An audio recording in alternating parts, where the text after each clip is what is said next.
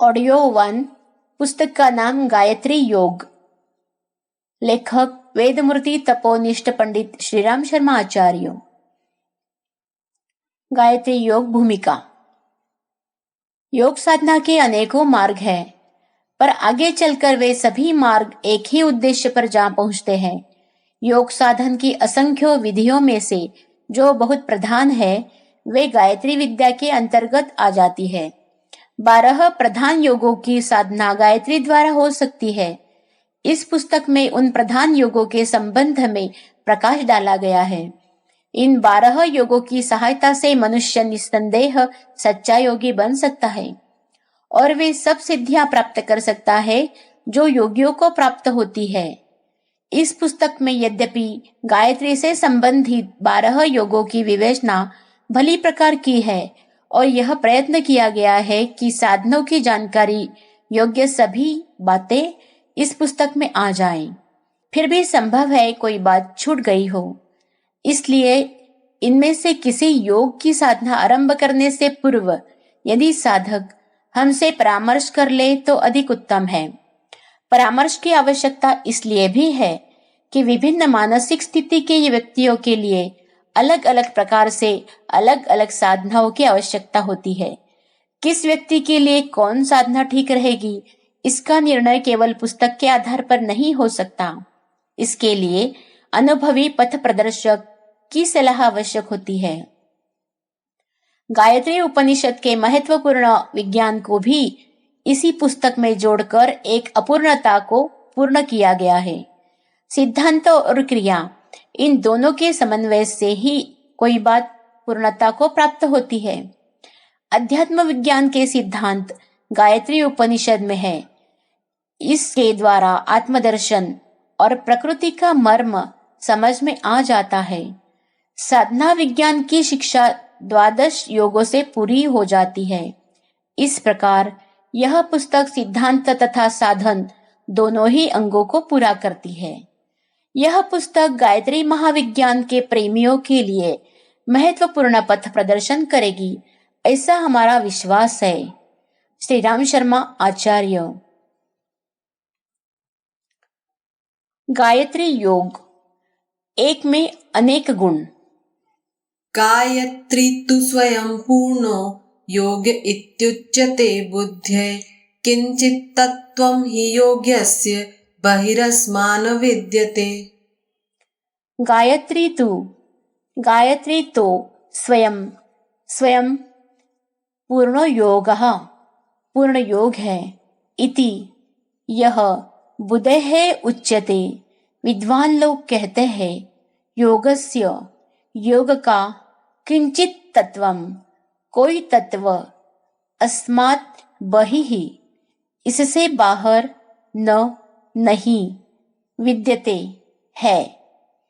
यात्वभावामहि भावेन पूर्णेन चाथवा योजयत्येव सा विद्या विद्वद्भिर्ग योग उच्यते।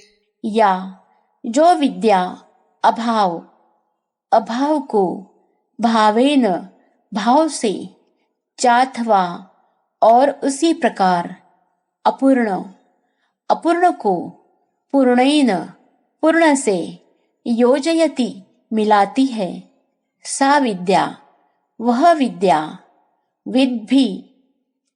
विद्वानों द्वारा,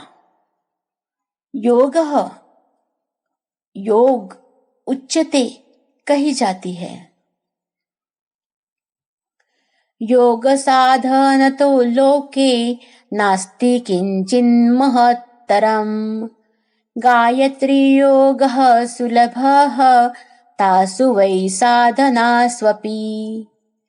लोके, संसार में, योग साधनतः, योग साधना से, महत्तरम, अधिक बड़ा, किंचित, कुछ भी, न अस्ति, नहीं, तासु, उन, साधना स्वपि, साधनाओं में, गायत्री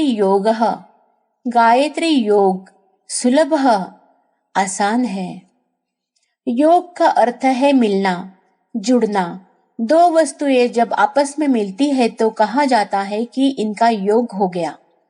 2 और 4 का योग 6 है।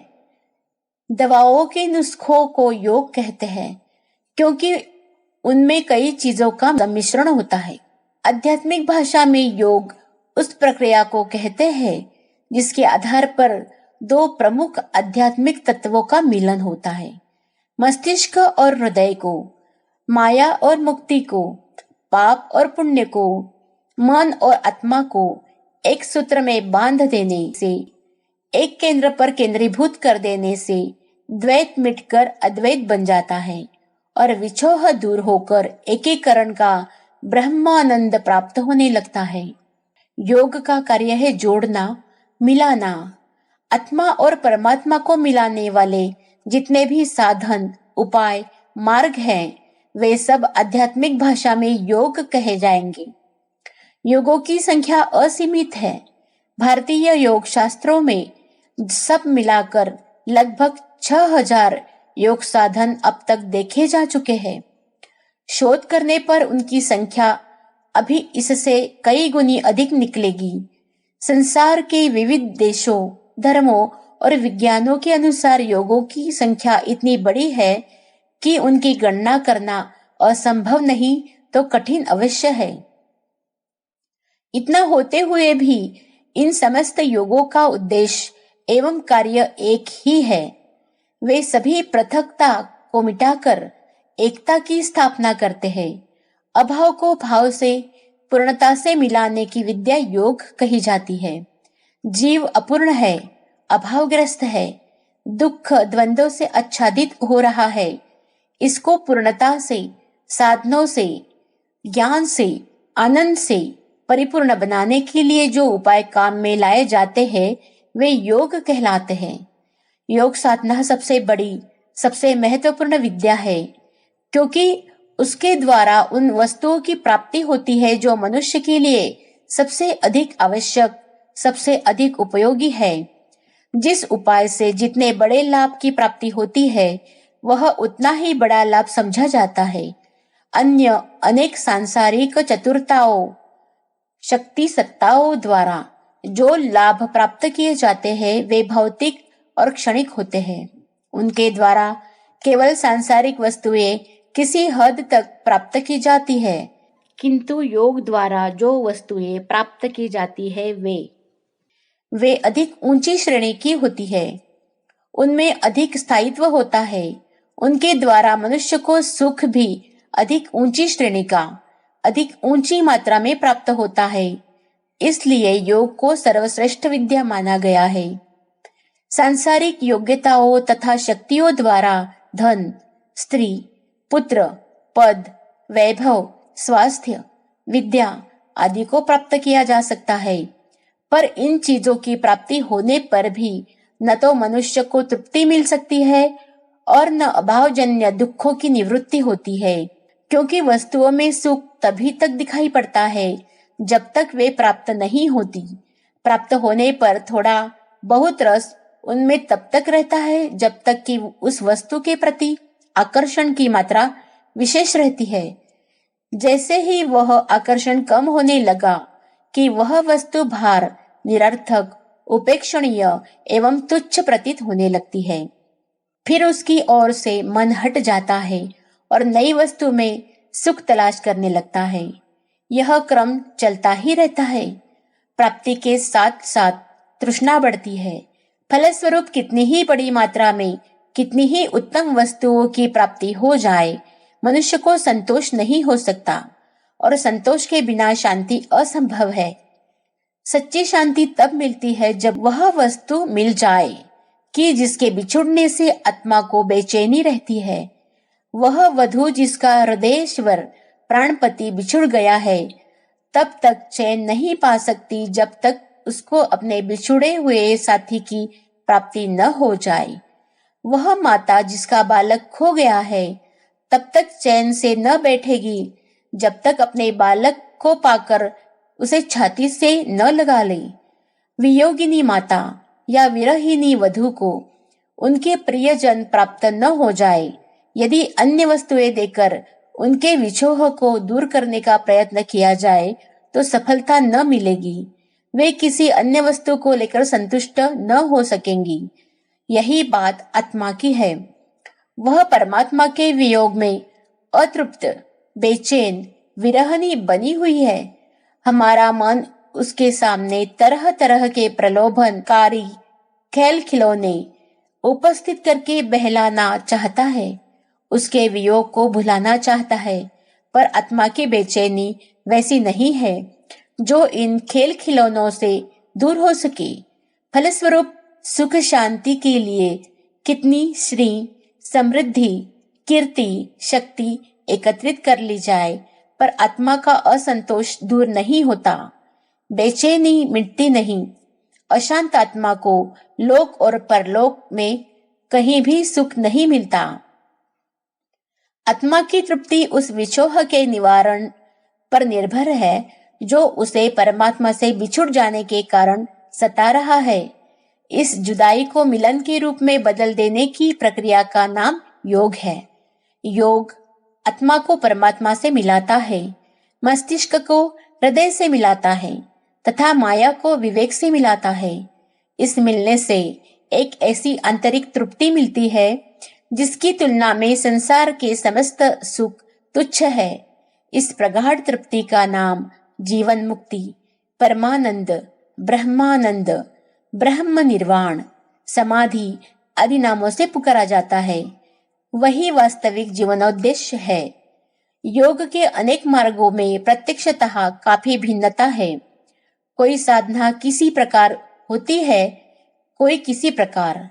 अपनी अपनी स्थिति, योग्यता, रुचि, अनुकूलता के अनुसार साधक लोग अपने लिए कोई मार्ग चुन लेते हैं और उसी पर चलते हुए अभिष्ट स्थान तक पहुंच जाते हैं। इन असंख्य मार्गों में गायत्री साधना भी एक मार्ग है। यह मार्ग ऐसा है जो सबसे सीधा, सबसे अधिक फलदायक, सबसे सुगम कहा जा सकता है। यह विशेषताएं अन्य योगों में नहीं देखी जाती। इसीलिए उन सभी सत्पथगामियों के लिए जो आत्मोन्नति के इच्छुक है, गायत्री से बढ़कर और कोई योग नहीं हो सकता। गायत्री के 12 योग। ज्योतिर्मया अनंताया सावित्र्या एव संसृतौ प्रत्यक्षः सविता प्रोक्तः प्रतीको विदुषां वरेः।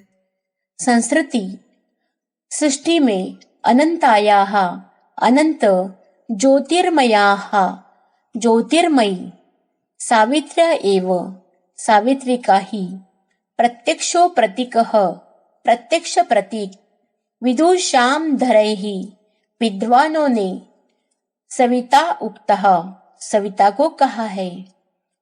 सवितापि तथा लोके प्रोच्यते द्वादशाविधः गर्भे संहिता सतस्य योगा द्वादश भेदतः।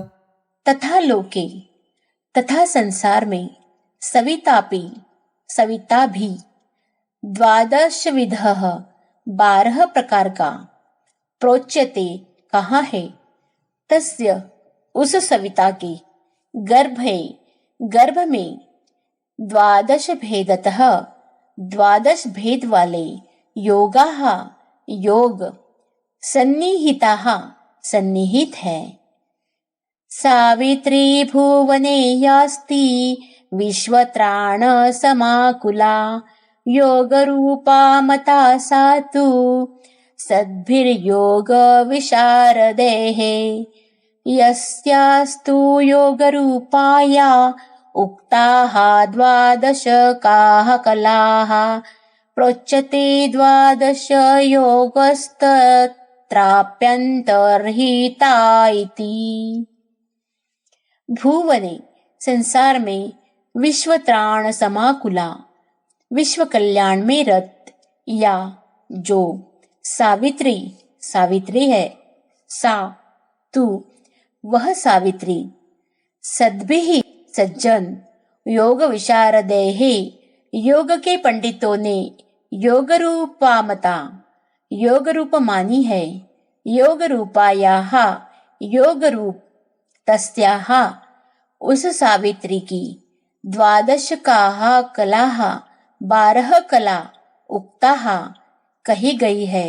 तत्रापि उसमें भी 12 योगाः 12 योग अंतर्हिताः अंतर्हित है। इति यह प्रोच्यते कहा जाता है। यह जो स्थूल जगत दिखाई पड़ रहा है उसका प्रधान संचालक सूर्य है। वेदों में सूर्य को संसार की आत्मा, सूर्य आत्मा जगतस सुषच्च कहा है। यदि सूर्य न होता तो विभिन्न प्रकार के रासायनिक पदार्थ, परमाणु और तत्व अपने अस्तित्व को प्रकट ही न कर सकते। सुप्त प्रकृति में रासायनिक पदार्थ, परमाणु और तत्व होते हैं, पर उनका जागरण, प्रस्फुटन, विकास, संचालन और अभिवर्धन तभी होता है जब सूर्य की अनंत शक्तियों का उनके साथ सम्मिलन होता है। सविता को प्रसविता भी कहा गया है क्योंकि वह समस्त दृश्य पदार्थों का सुप्त प्रकृति के गर्भ में से प्रसव करता है। रज के द्वारा गर्भ तभी धारण होता है जब उसके साथ वीर्य का संयोग हो। इस संयोग के अभाव में रज का कोई प्रत्यक्ष रूप सामने नहीं आता। प्रकृति रज है, सविता वीर्य है। इन दोनों के संयोग से स्थूल सृष्टि का अस्तित्व दृष्टिगोचर होता है। सूर्य में यो तो अनंत शक्तियां हैं, पर सृष्टि के उत्पादन और संचालन में उसकी 3 शक्तियां प्रधान रूप से कार्य करती है। 1 गति, 2 उष्णता, 3 इच्छा। इन तीनों का विभिन्न परमाणुओं से विभिन्न मात्रा में संयोग होने से विभिन्न प्रकार के पदार्थों का उत्पादन, अभिवर्धन तथा विनाश होता रहता है। इस प्रकार सृष्टि में विविध प्रकार की जो परिस्थितियां एवं घटनाएं घटित हो रही है, उनका कर्तृत्व सूर्य के ऊपर ही आता है। सृष्टि विज्ञान के मूल कारणों पर जब हम विचार करते हैं तो स्पष्ट रूप से प्रकट हो जाता है कि प्राणियों की शारीरिक, मानसिक स्थिति का बहुत बड़ा संबंध सूर्य से है और सांसारिक पदार्थों को वातावरण के सूक्ष्म तत्वों की स्थिति का संबंध भी उसी से है। इन संबंधों को जानने के कारण ही सूर्य को संसार की आत्मा कहा गया है। आकाश में जो प्रतिदिन उदय और अस्त होता है, उस अग्निपिंड मात्र को ही सूर्य नहीं समझना चाहिए। यह तो उसका स्थूल रूप है जो अन्य पदार्थों की भांति स्थूल तत्वों से बना हुआ है। इस स्थूल सविता के अंतर्गत जो सूक्ष्म शक्ति काम करती है उसका नाम है सावित्री। जैसे देह स्थूल है और उसमें रहने वाली देही आत्मा सूक्ष्म है, उसी प्रकार सविता स्थूल है और उसकी संचारिणी शक्ति सूक्ष्म है, जिसे सावित्री कहते हैं। यही सावित्री गायत्री नाम से भी पुकारी जाती है। गायत्री उपासना का तात्पर्य सृष्टि की उस मूल शक्ति के साथ संबंध स्थापित करता है जो संसार की आत्मा कहलाने वाले सविता का भी संचालन करती है, और इस प्रकार वह समस्त विश्व की प्रत्येक वस्तु के ऊपर अपना आधिपत्य रखती है। उस शक्ति को जिस हद तक अपनी ओर आकर्षित कर लिया जाता है, जितना उससे संबंध स्थापित कर लिया जाता है, उतना ही उसके अधीन वस्तुओं पर अपना अधिकार हो जाता है। जिसकी राजा से रिश्तेदारी है, जिस पर राजा प्रसन्न है, उसके लिए राजा के वैभव को किसी हद तक उपयोग कर लेना कुछ कठिन नहीं है। गायत्री के साधक भी इसी प्रकार उस महाशक्ति के अधिकारों का उपयोग करके लाभान्वित होते हैं।